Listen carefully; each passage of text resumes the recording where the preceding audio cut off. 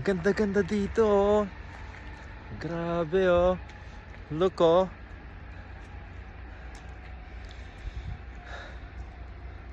Last time I went here, sumakay ako ng gondola papunta sa taas at saka tawag dito, yung zip lining.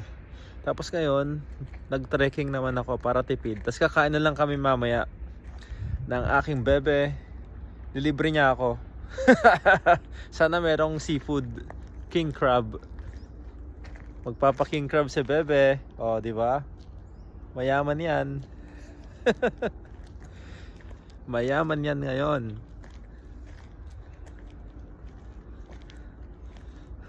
Ganda rito, grabe. Picture mo na ako dyan. Okay.